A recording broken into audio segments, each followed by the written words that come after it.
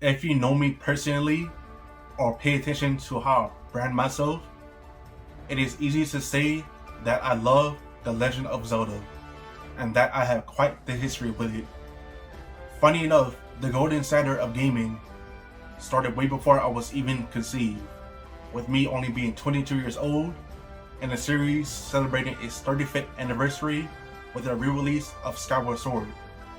Already beating the original Wii version back then and proceeded to let my older brother borrow it, who happens to live in a completely different state than I do. So I haven't seen or played Skyward Sword in years. Anyway, when the HD remaster of the game was announced for the Nintendo Switch, I was more than excited. It was an easy day one purchase for me, and I decided to stream my whole playthrough at twitch.tv/Travel504 to see if the game aged well or not. So I'm gonna put a pin on that, and we'll try to condense my 30-hour playthrough to a short and concise review. Did it age well? That's the question. It's not reproachful. Now, before you even get to the title screen, you're hit with a skippable expedition cutscene. Then you're introduced to the Y button that will reset your motion controls, assuming you don't misspell your name in the file select.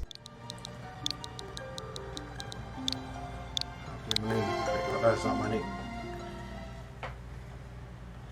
A giant burnt avocado is shown cracking open the earth, then Skyward Sword abruptly cuts into the main hub of the game, Skyloft. A giant purple carrier pigeon, or better known as a Loftwing, is shown relaying a letter from best girl Zelda to our sleepyhead protagonist Link, or whatever you name him, since proper voice acting wasn't in the budget. The giant burnt avocado from earlier is shown haunting Link's nightmares. Then a blinding light is trying to convince Link to risk his life for the weekend, but the moldy fruit clearly isn't a big fan. Thankfully, Zelda's Loftwing saves the day and spits her letter onto Link, reminding him of the wing ceremony and for them to link up beforehand. You meet Zelda at an enormous goddess statue, to only be stunned by her heavenly voice.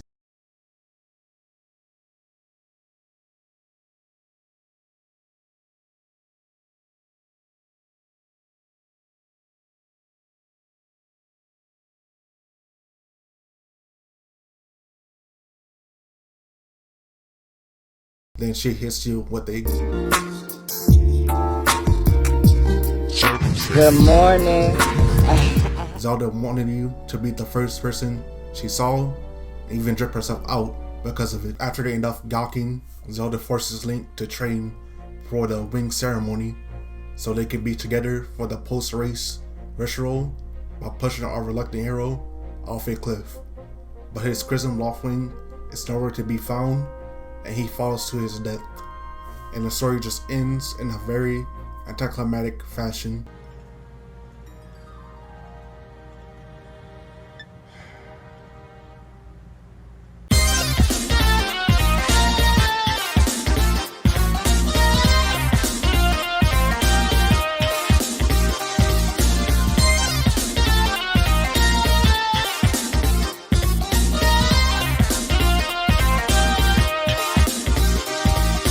Obviously, I'm being sarcastic, and Zelda comes in clutch to justify my $60 purchase. Now you have to play Blue Clues to find Link's Loftwing. After barging through a couple people's houses, you find our main culprits, Groose and friends, who immediately snitch on themselves by speaking out in the open and get scolded by Zelda. Now, you have to save your bird friend from a monster-infested cave, but since most Zelda characters don't believe in punching things to death, Link must steal a sword, which is a good segue to introduce the motion controls. When it comes to swordplay, the motion controls feel natural and pretty self-explanatory. After decimating the local ecosystem, I'm going to kill the next person I fucking see, I swear to God. You link up with Zelda to save your Loftwing. Hello, hi, I'm so happy to see you. And reluctantly get some practice, so you can ace the wing ceremony with no problem. Hey bro, watch your jet.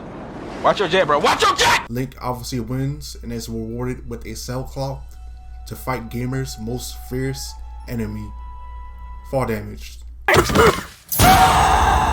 Then as Zelda was going to confess her mutual concealed feelings for you, Mother Nature cuts your sweet fantasy. Now that our protagonist has a motive to risk his life for a missing damsel, everybody's favorite companion, Fee, lures you to the goddess sword.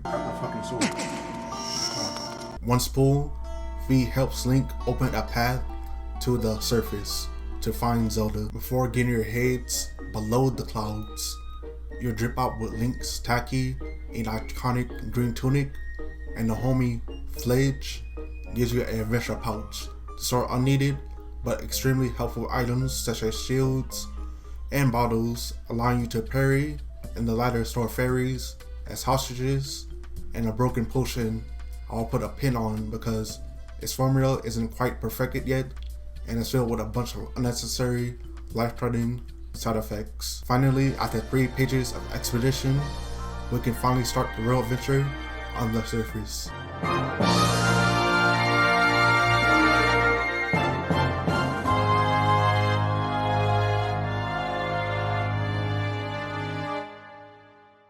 Anyway, the first piece of land Link will settle on is the Seal Grounds, which is a spiral pit designed to seal the giant burnt avocado from earlier. So, to prevent any further headaches, you must drop down to reinforce his prison and hopefully progress with the story.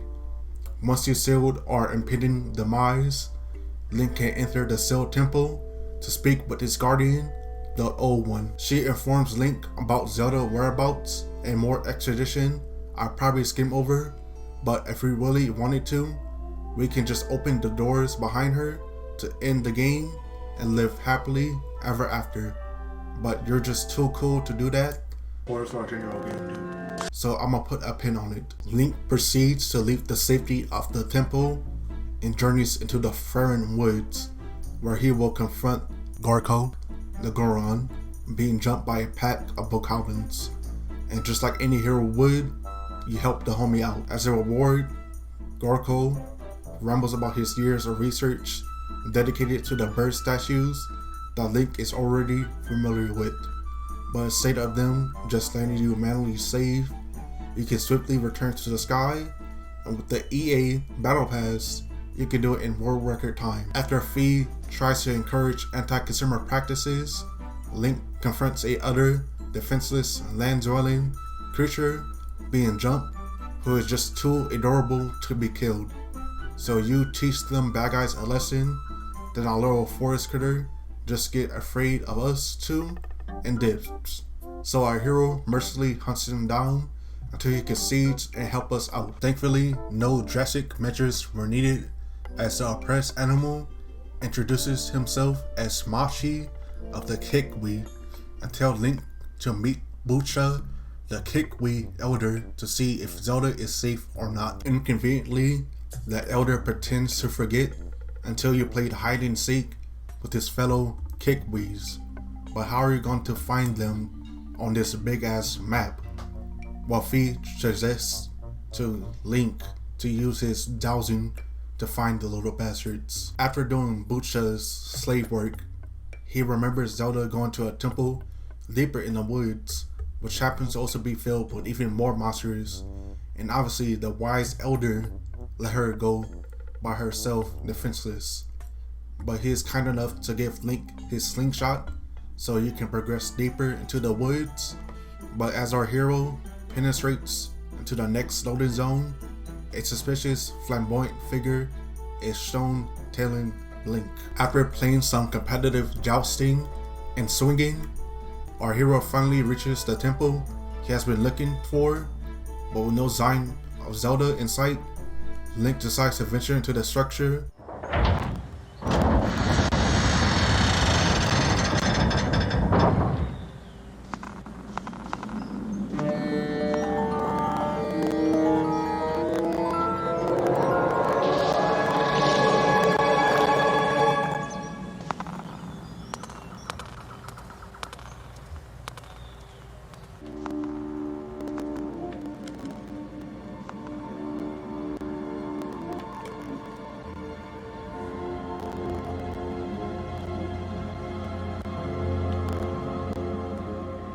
This will be the first of many traditional dungeons, starting with a simple descent of stairs with the occasional spiderweb waiting to be cut. Next, you must spin your sword clockwise to kill a sentient eyeball gatekeeping the part of Skyview where things start to get open. To progress further, our hero must raise the water level of the room and access a key to unlock the door leading the path forward. Assuming Link doesn't run out of ammo, raising the water level is as easy as shooting some not so sticky gems. Then you just got to make a pair of eyeballs more blind than me to earn the key leading to the vastly open part of the dungeon.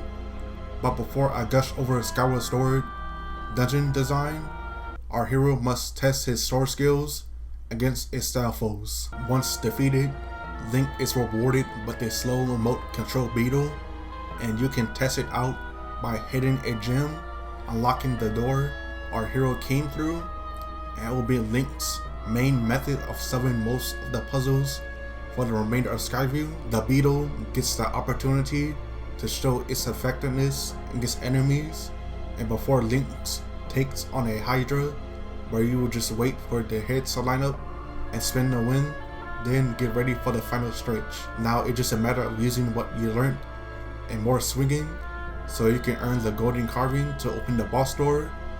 But unlike a traditional boss key, our hero got to solve the other puzzle with the boss key to open the boss door.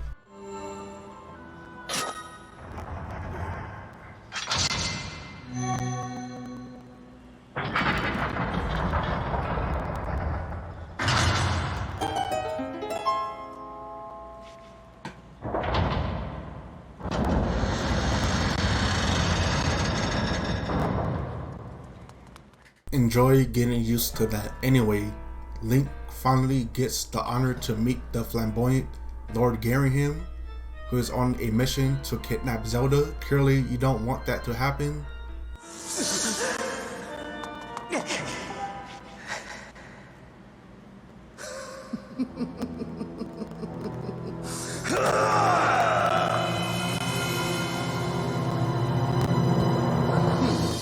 So our hero spars with the iconic villain and hopefully doesn't get his ass kicked.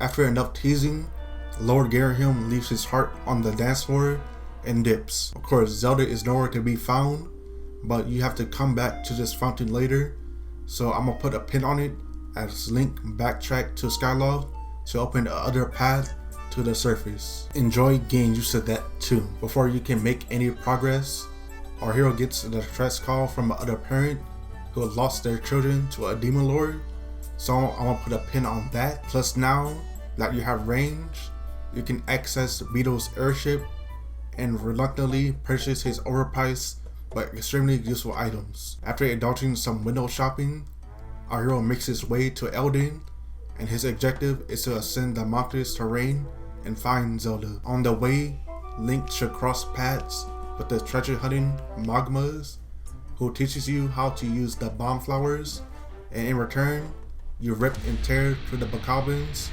ruin their monopoly.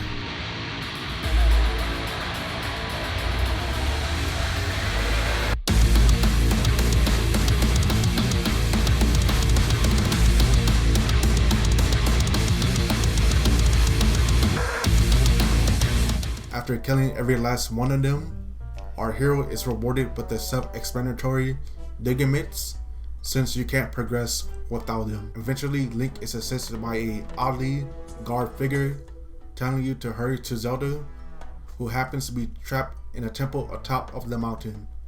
But inconveniently, the door to her dungeon is locked, so you get to use everybody's favorite mechanic to find the key, which is split into 5 separate pieces. As our hero is doing his little scavenger hunt, Link comes across a windmill propeller that is needed to beat the game.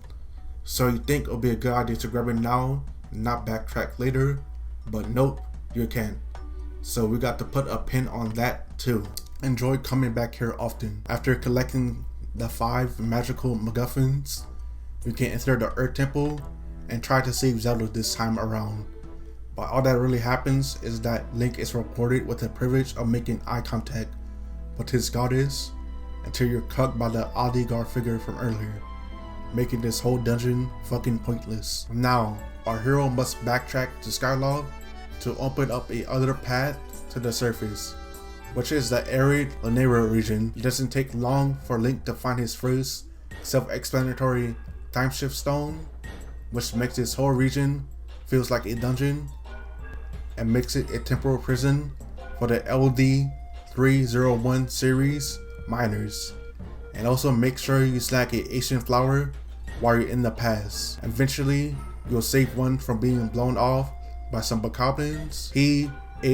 A tech helicopter will reward you by upgrading your beetle with a hook for more dynamic puzzle solving. For a mandatory example, our hero must drop a bomb on a shrimp and use its corpse to get across quicksand. Morbid jokes aside, sooner or later, Link will arrive at his intended destination, which is none other than the constantly moved Temple of Time. But the entrance just happens to be blocked. Thankfully, its lone guardian helps you find the other way in through Lanera mining facility and update your map for saving him from bokoblins. So our hero's surprise, the map shows him a secret route in the sand that won't submerge him and lead him to the power generator that will open the entrance to the real dungeon of this region. But it won't budge until you find the 3 magical MacGuffins, so that means more dowsing. After getting an appetizer with a mining facility, Link can get into the meat and potatoes of the best dungeon in the game. And yes, I know that was a cringy analogy. For an abandoned facility, it got enough dust to drive somebody with OCD crazy. And with no broom in sight, you must scavenge around for the keys and the timeshift stones. Our hero can see how thriving the dungeon was with a little rewind time. Eventually, it doesn't take that long for things to get old and dusty, but Link can circumvent that with the gust bellows, or what I like to call it, a leaf blower. You can blow off the dust you can't get rid of before to find secrets, solve puzzles, and even use the leaf blower for combat too. Similar to Lanera, our hero can use the map to find a secret path in the seamless, uncrossable quicksand, but it won't help him find spikes. Next, the game gives Link the first of many slow escort missions, which knock off a couple points for this dungeon. For the final stretch, you must open your third eye and blow some steam to access the ancient trinket and use it to solve the boss door puzzle. Now, the only thing between our hero and Zelda is Hanzo Hasashi, so Link must put him out of his misery again. If the boss fight wasn't epic enough for you, you're rewarded with a cool EMV.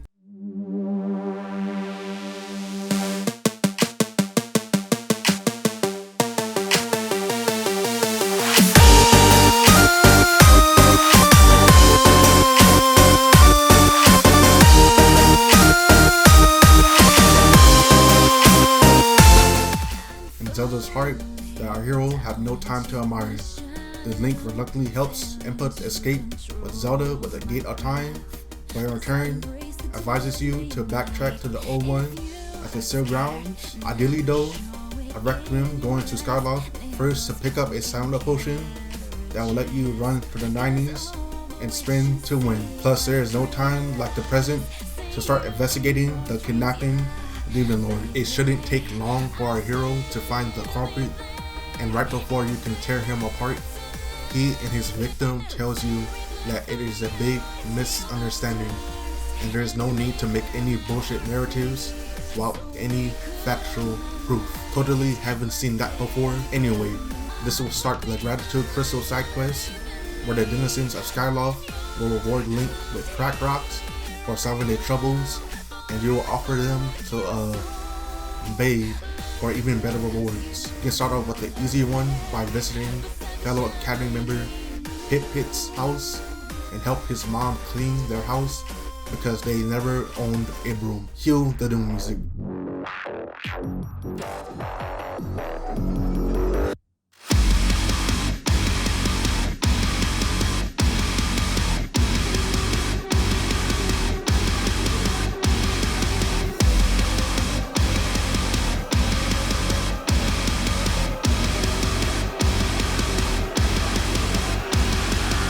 Once clean, she will reward you with more than just gratitude crystals. Now our hero could probably go for more and get his groove on. What do you think I'm trying to do? But for now, I'm gonna put a pin on it. As Link makes his way back to the seal grounds, Groose bravely jumps after you for a very rough landing. Groose is shocked by the vastness of the surface, and our hero gives him the FYI of what happened during the first two at Switch.tv Travail 504 streams. He was too depressed to see. Groose is relieved and creatively names this place Grooseland. Unfortunately, Groose can't accept that he is a side character and gets big baby mad. Please, I can't be no side character. I'm not built like a side character. They weak as hell. I'm not weak. Then the old one attempts to teach Link on how to play the Ballad of the Goddess on Zelda's harp. Did I mention that you can play the game without motion controls? And honestly, it wouldn't hurt sometimes. Too bad I learned that the hard way. Anyway, as a result, you open the last remaining gate of time, which is binding to the world to the one where Zelda now resides. However, our hero got his sword, is strong enough to open it, and before Link can learn how to do so, you're interrupted by the giant burnt avocado from earlier in the game, or better known as the infamous Imprisoned. It is pretty easy to say that me and a lot of other people hate this boss, and not just because it is tedious, but also because this is not the only time you have to fight this bastard. So you better get used to this. Assuming our hero can stay in front of the behemoth, the prison shouldn't be too difficult on your first try. After restoring his seal, Oh shit! I am a side character! I'm a side character! Oh my god! Link meets the old one back at the Seal Temple, and she tells you how to purify your sword in the heat of the sacred flames hidden across the lands you already visit. It is pretty easy to say that Skyward Sword got a huge backtracking problem. And yes, those pins finna come relevant. For more clues, our hero must backtrack to Skyloft and speak with Zelda's father, who I kept forgetting to bring up. Clearly because he doesn't give us that much help. So remember that windmill propeller from Elden? Well, now our hero needs it to reorientate a windmill, but Link is not strong enough to carry it in his adventure pouch. So you gotta backtrack to the bazaar and give Gandu an itching flower that our hero hopefully didn't miss back on Lanayru, so he can repair his rude flying robot called Scrapper to haul this magical MacGuffin. Thankfully his ungrateful ass is a sent for Mistress Fee. After some unnecessary backtracking, your handyman applies the MacGuffin, and our hero just had to reorientate this windmill and the one by the academy toward the lighthouse, so Link can attempt to play the Ballad of the Goddess atop the structure. Playing the ballad will light a path to the actual whereabouts of the three flames. The path takes you inside the Thunderhead, and after solving a pretty clever push puzzle, our hero attempts to learn Fora's Courage, which just tells Link to backtrack to Faerun Woods for more clues. Enjoy getting used to that too. To cut to the chase, in the middle of the woods, play Fora's Courage by a group of blessed butterflies to unlock a child gate and thrust your sword into said gate, so our hero can experience the horror of the Silent Realm. Imagine Metal Gear Solid, but you're even more defenseless while Link runs for his life from Guardians as you collect tears to earn magical MacGuffins to help you progress to a other clue. Enjoy getting used to that too. Anyway, once completed, you're rewarded with the ability to poorly swim underwater. Now our hero can try to mark his territory on the door blocking the way forward. After struggling through the water to find more clues on the sacred flame, Link meets the water dragon appointed by the goddess Hylia herself, Her Majesty Faerun.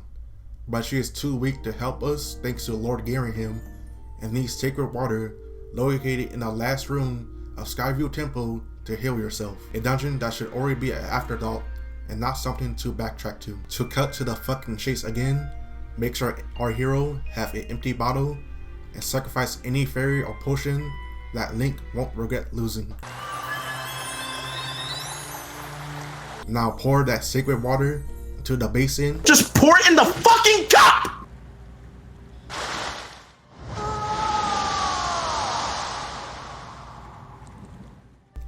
Then Farron will open the path to the fan favorite dungeon.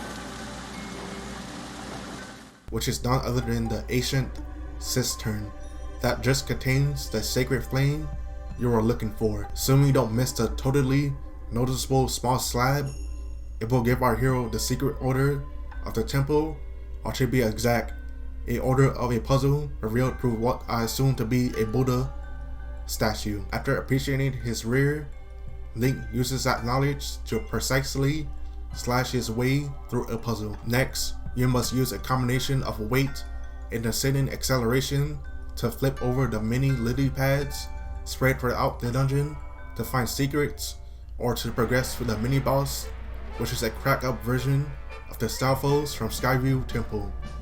Once defeated, our hero is rewarded with a self-explanatory and very dynamic whip that can be used for puzzles, movement, combat, and third-degree robbery. Anyway, Link's whip some switches and pump his way to read a slab telling him to go to hell. So you wisely take the advice and finesse a key from one of your past victims to get a glimpse of the boss key, and not long before you get to suck back up to the mortal plane to make it back downtown, our hero lowers the Buddha statue as an elevator of horrors. After killing some tanky vocal zombies, Link's Beetle get more opportunities to shine. Insert unoriginal The Spider's Thread reference here. Finally, after adjusting the Buddha statue for one last time, our hero earns the blessed idol but gets mistaken for having a foot fetish, so Link darts to the boss door and solves the puzzle. For the boss, Lord Gamerham gives you the honor to fight the highly praised Galactos, but from my experience, I think it is extremely overrated, mainly because of his stalling, and I couldn't wait for it to end. I swear, the only reason why I think people enjoy this boss is that you can straight it to oblivion with a big ass sword. Our hero proceeds to use the flames of Aurora to upgrade his blade to the goddess longsword, leaving 2 more flames left to find.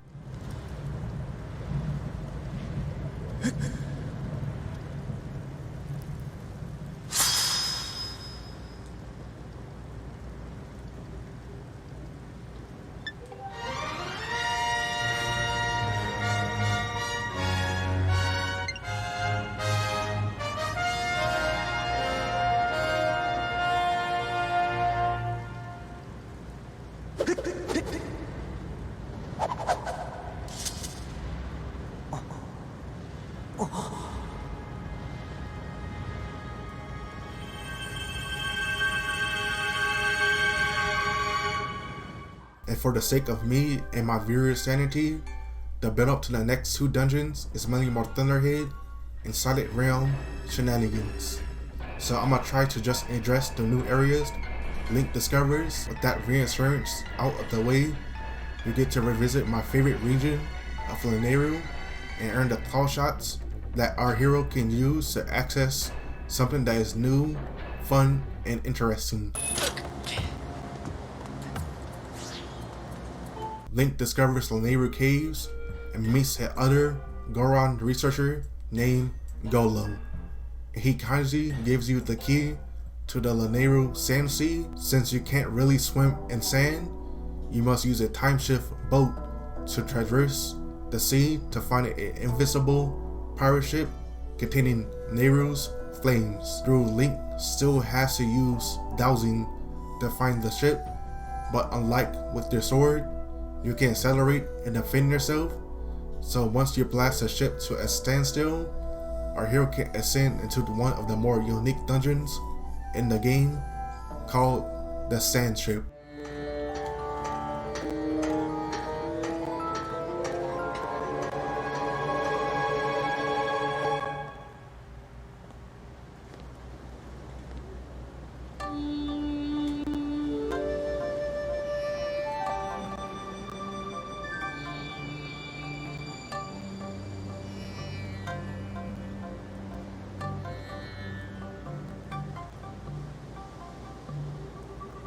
Clearly, this ship has seen better days, and its first major puzzle is pretty similar to the ancient cistern, but instead of staring at Buddha's rear end, Link must blow away dust for the solution. You're rewarded with a key to the lone crew member of this voyage, and he challenged you to a duel.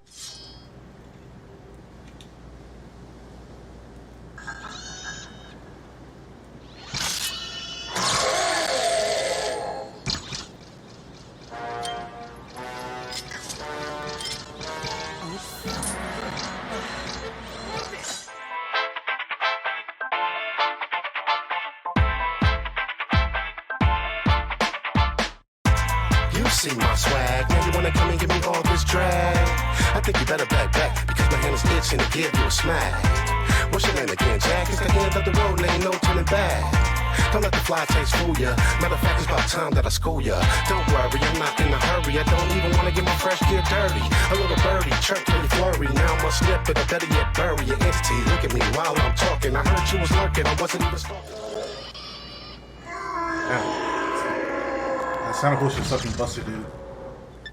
Once defeated, Fee pays her respects, and our hero is finally rewarded with the bow. Now that Link got some extra range, you're introduced to the main gimmick of the dungeon, which is a soul time shift stone, only reachable with a bow that leads to some pretty cool puzzles, but from my experience, it got really tedious early on. The rest of the dungeon is pretty much die hard with time travel, with the hostages being the former crew, and the terrorists being the two power generators, keeping them trapped. Once saved, the crew gives you the captain's cabin key to Bruce Willis, so you can find the boss key within the room. If you haven't mastered Link Parry by now, the final stretch is going to be a pain in the ass before you even touch the squid carving. Now just solve the boss door puzzle and face the most disappointing boss before Dark Beast Ganon. May I ask, do you really remember me?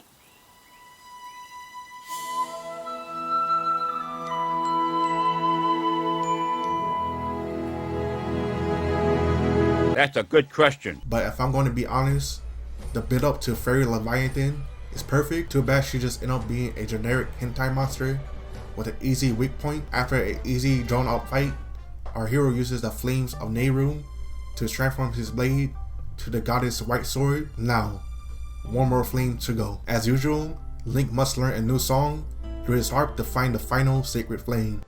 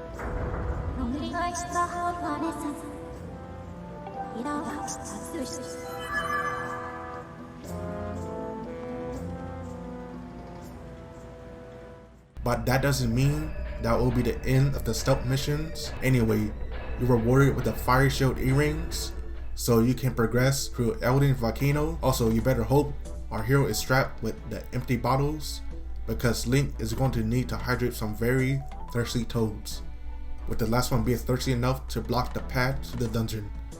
So that means more backtracking. Now you have to conspire with Scrapper to steal a water basin, but in Skyward Sword, you can't always go from point E to F and back to E, so our hero got to escort Fee Simp back to the summit. Special message to all man, war chiefs, and robots. When it comes to sentient, artificial women, it is not a competition. Escort mission. One thing Reploid did not learn. Stop. I'm gonna shoot you in the dick, watch. I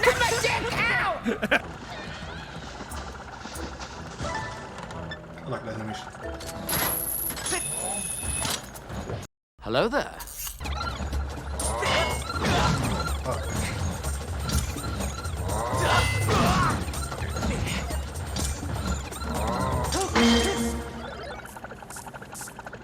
Do better. Hello?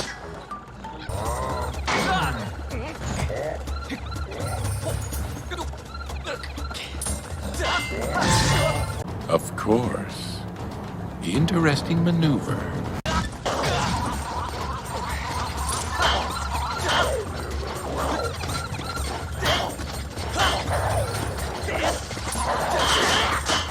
Do better.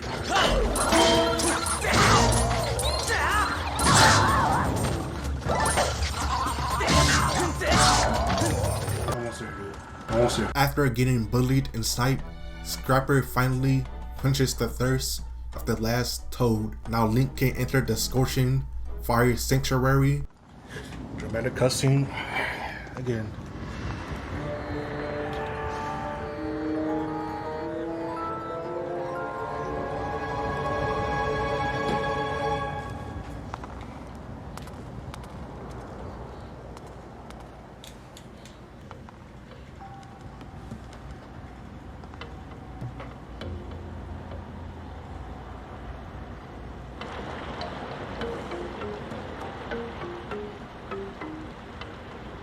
With its main gimmick resolving around creating cool magma platforms above lava, which doesn't get repetitive. Next, Link gets a helping hand from some lava, then you must use your beetle to adjust its current.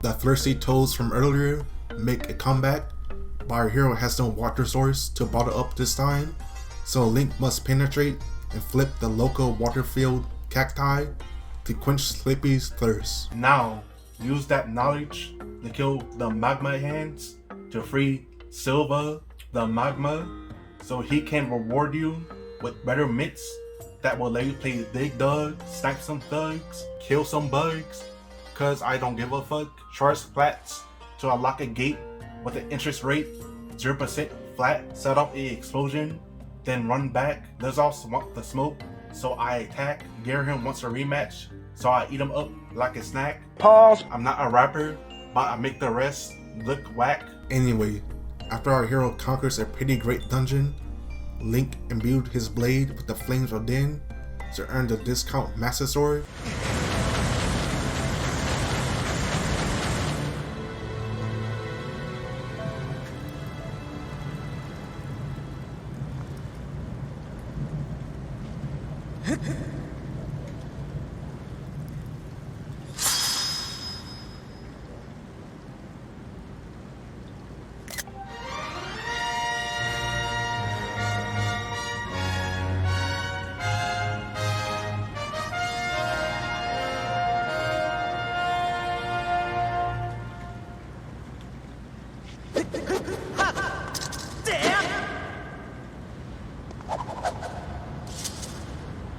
Don't worry, just backtrack to the Seal grounds to unlock his true power.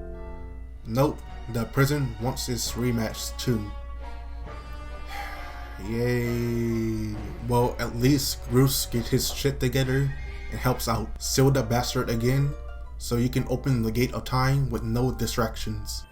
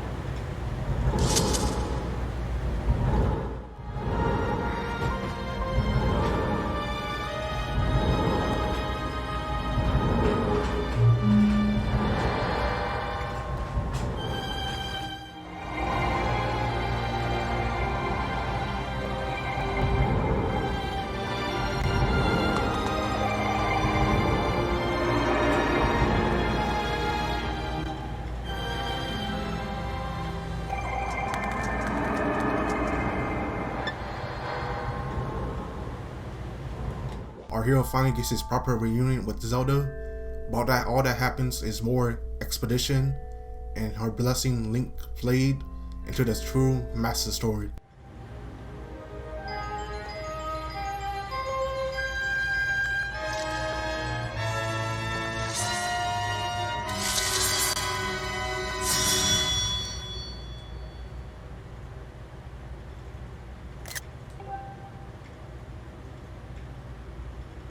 Then she proceeds to seal herself to make the seal on their prison stronger. Even when you go back to the present and somehow manage to open up them big ass doors, Zelda won't wake up until our hero finds the Triforce and uses to blip the prison out of existence. So more backtracking for clues. To cut to the chase, Link must backtrack to Thunderhead to free Well Jesus from a parasite. Now you have to learn the song of the hero to reveal the secret location of the Triforce, but our Lord and Savior only knows one part, and the rest of the song is split between the 3 dragons of the land. So even more backtracking, Link can meet these dragons in any order without soft-locking the game. So meet with Golo at the entrance of the Lanayru region, who has a gut feeling that he found a narrow passageway to the Thunder Dragon Lanayru. So he eagerly investigates the new area, and our hero does find a dragon, but just a really dead one with a lingering spirit. So Link explores more of his domain, then finds a lone timeshift cart to escort back to give him a temporal oasis. Clearly, Lanayru didn't get vaccinated like his sister, so you must plant a seedling from the Tree of Life in a much more fertile area, with that being the soil of the Seal Temple of the past. Our hero travels back to the present to a mature Tree of Life bearing the life tree fruit that can ruin our real world medical industry. Lanayru is very grateful for saving his life and passionately performs his part of the song of the hero. 3 more to go.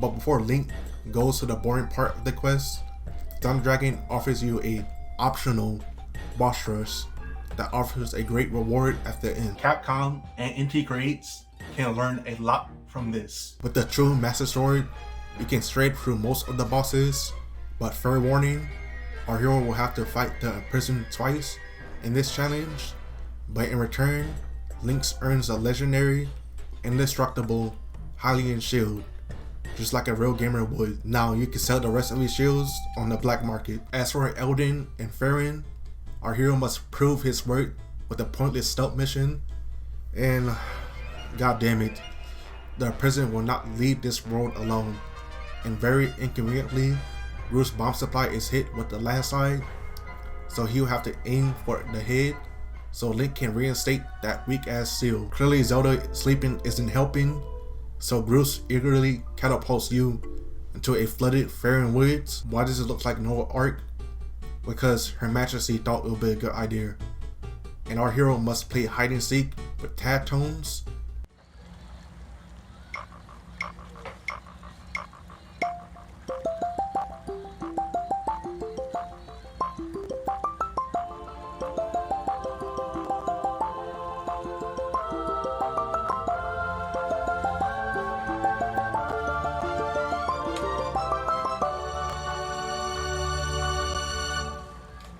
During our part of the Song of the Hero, Link returns to Thunderhead, where the Great Sky Spirit and his posse finish the Song of the Hero, which just leads you back to the Silent Realm. Once your torture is over, you're rewarded with the Stones of Trials, which act like a fuse to expose the location of the final dungeon of Skyward Sword, the Sky Keep.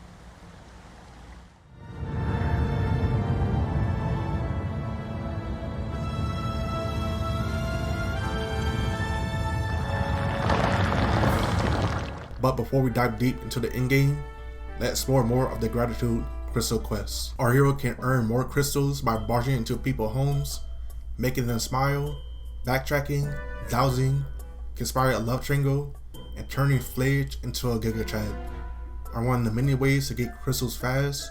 In return, Link can get heart pieces and even a hefty wallet expansion. Yeah, I really recommend doing this quest early on and not put a pin on it. Now, with all the distractions I care typing about are out of the way, you can make your way to Skykeep to find the Triforce.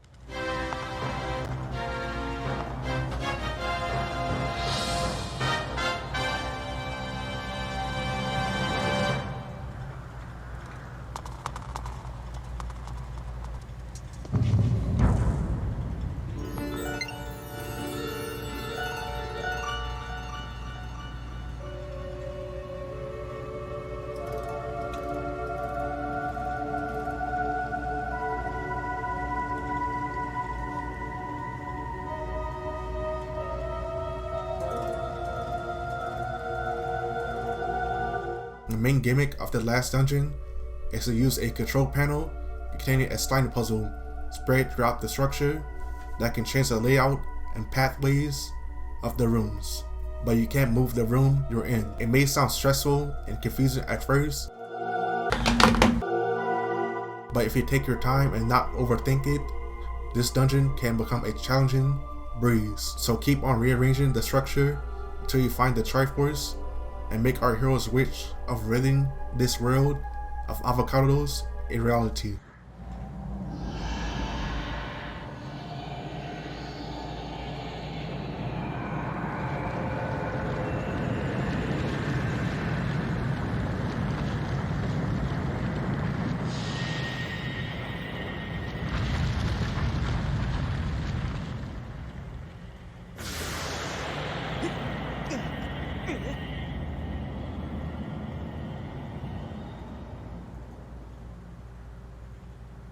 Finally, Zelda awakens from a pointless slumber, then everybody lives happily after the end.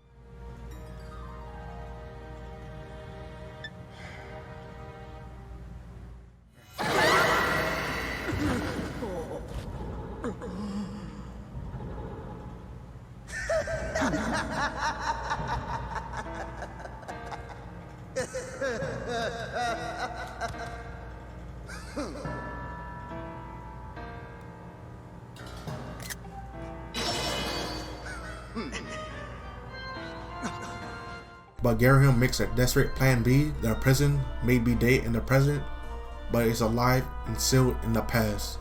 And with the sacrifice of Zelda, he can be fully revived. Obviously, you don't want a more complicated Zelda timeline, so our hero chases after the Demon Lord.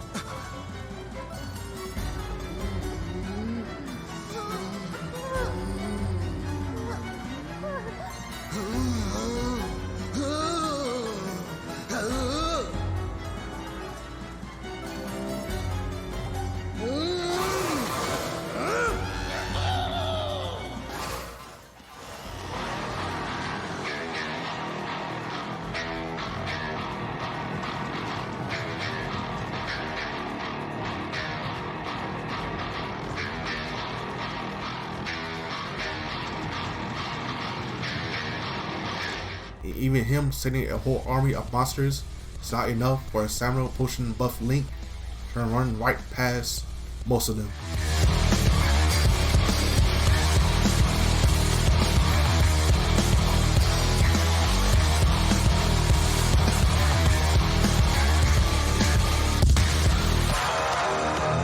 For the sake of plot convenience, Lord Garahim doesn't get to finish his resurrection spell on time, and finally decides to not hold back. An endless plunge versus a weapon without mercy. Yes, their fight will be legendary. I swear, in typical 3D Zelda game fashion, the climax of this game is so epic that even fighting Garahim for a third time still feels good and rewarding. Just a worthy test of your sword and shield.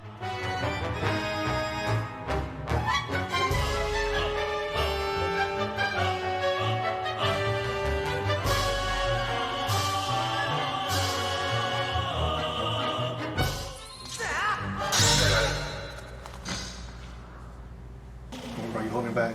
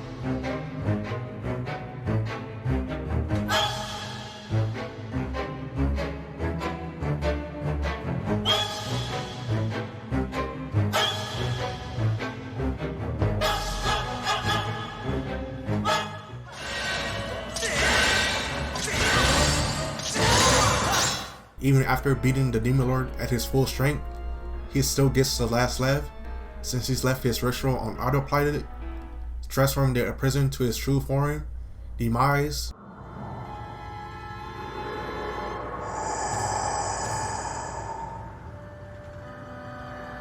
As a thank you, the root of all evil purifies his faithful servant to a sword.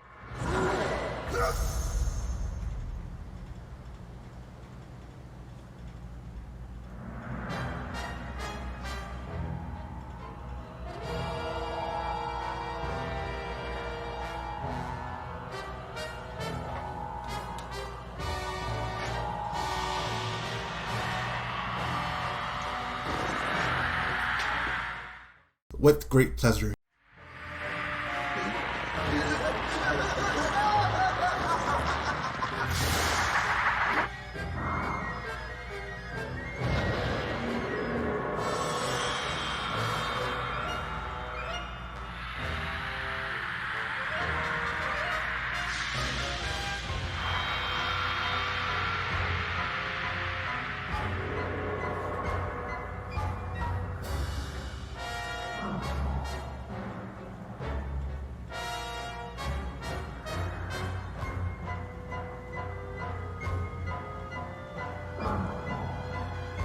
Thankfully, Zelda is barely alive.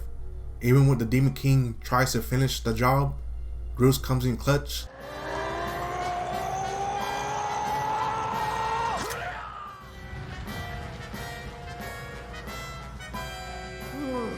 The Mice admires the human's bravery and prepares a place where y'all can have a legendary battle. Our hero accepts his challenge as he holds the fate of the whole Zelda universe in his hands. Similar to Garihim, Link fight with the Mice is a pure test of your sword and shield, and the final proving point on why this game got the best sword combat in the series. Even with a stamina potion, our hero parries have to be on point to spin to win, or the Demon King will knock you out like a light. With a shocking second half, Link imbues the Master Sword with lightning and lands an iconic finishing blow on the Mice, and just like his loyal servant, even in defeat, he still gets the last laugh as he gives Nintendo a valid excuse to keep making Zelda games right before he is sealed away in the Sword of Evil's bane.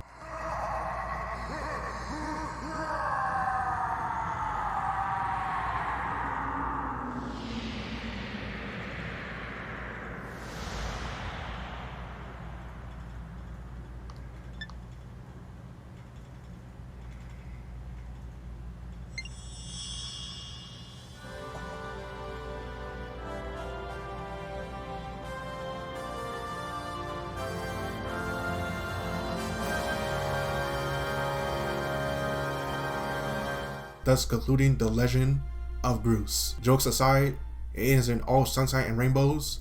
Since Fi fulfilled her purpose and must go to sleep without end wielding the Master Sword. After reluctantly driving her prison to the pedestal, our companion speaks to our master for one last time, reassuring that all of the time they spent together, she has discovered happiness and hopes they meet again in the other life. I am literally crying my eyes out as I'm writing this script, with Impa being a person of the past, and to Zelda's dismay, she chooses to stay behind to watch over the Master Sword, but promise her they will meet again. And as our chosen heroes travel back to the present, the gated time is destroyed, and they're reunited with the old one, who was revealed to be Impa all along. Even after 1,000 years, she fulfills her promise, and with her purpose fulfilled, she becomes one with the heavens, with Zelda thanking her for everything.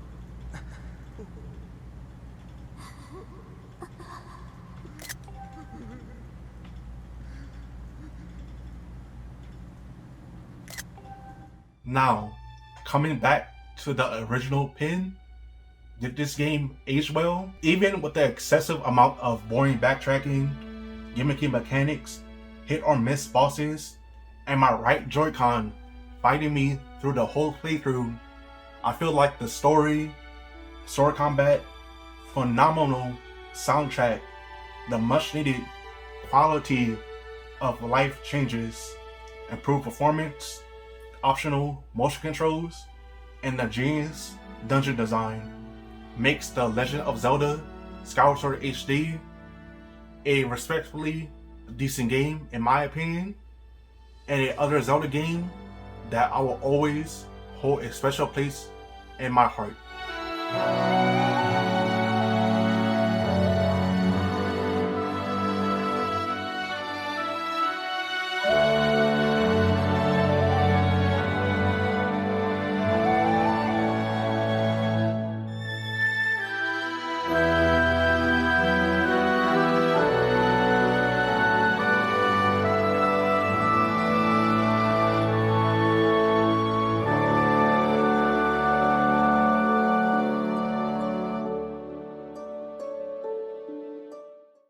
before anybody in the comments asks, oh, that wasn't the straightforward answer I was looking for, just don't play the original Wii version, not even on the emulator. Just wait till you find the HD remaster on the Switch for like $30 or $40, then buy it.